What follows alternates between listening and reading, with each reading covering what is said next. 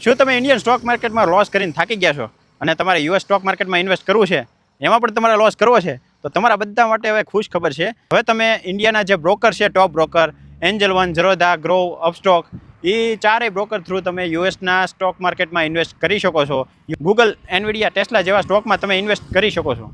આ બધા Indian બ્રોકરને gift city દ્વારા એપ્રુવલ મળેલું છે અને ઇન્ડિયાના ઇન્વેસ્ટરોને ગિફ્ટ સિટી થ્રુ અમેરિકાના સ્ટોક માર્કેટમાં ઇન્વેસ્ટ કરવાનો મોકો મળશે. અત્યાર સુધી શું હતું કે ઇન્ડિયન ઇન્વેસ્ટરને ફોરેનના સ્ટોક લેવા હોય તો ફોરેનની જે બ્રોકર કંપની હોય એના થ્રુ તમારે સ્ટોક લેવા પડતા હતા.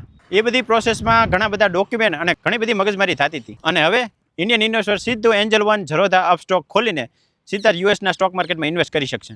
અને આ બધામાં એક વસ્તુ ખાસ આવી શકે છે કે જેમ કે એનવીડિયાનો સ્ટોક 20,000ની પ્રાઇસ આસપાસ ટ્રેડ કરે છે, તો તમારે 20,000નો એક આખો સ્ટોક લેવાની જરૂર નથી. એની જગ્યાએ તમે 1,000 રૂપિયા પણ ઇન્વેસ્ટ કરી શકો છો. આ બધું પોસિબલ થશે ગિફ્ટ સિટી રૂટ દ્વારા. જે લોકોને ખબર નથી કે ગિફ્ટ સિટી રૂટ શું છે, તો કે ગિફ્ટ સિટી રૂટ એ ગુજરાતમાં ગવર્મેન્ટ દ્વારા ખોલવામાં આવેલું એક ફાઇનાન્શિયલ હબ છે. જેવી રીતે દુબઈ, સિંગાપુરમાં ગ્લોબલ ફાઇનાન્શિયલ હબ આવેલા છે, એવી જ રીતે આપણા ઇન્ડિયામાં, ગુજરાતમાં ગિફ્ટ સિટી નામનું ફાઇનાન્શિયલ હબ આવેલું છે. આ બધી વસ્તુને ટેસ્ટ કરવા માટે હજી 1 કે 2 મહિના લાગી શકે છે. તો મને તમે બધા જણાવો કમેન્ટ કરીને કે તમે યુએસ સ્ટોક માર્કેટમાં ઇન્વેસ્ટ કરશો કે નહીં. અહીંયા તો લોસ કરો જ છો ને, અહીંયા લોસ કરશો કે નહીં.